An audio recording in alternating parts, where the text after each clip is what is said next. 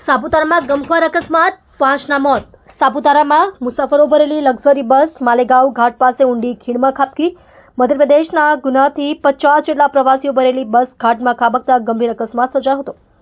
આ દુર્ઘટના વહેલી સવારે 4 વાગ્યા આસપાસ બની હતી। પ્રાથમિક માહિતી અનુસાર અત્યાર સુધી 5 મૃતદેહ મળી આવ્યા છે, જ્યારે ઇજાગ્રસ્તોને સારવાર માટે હોસ્પિટલ ખસેડવામાં આવ્યા છે।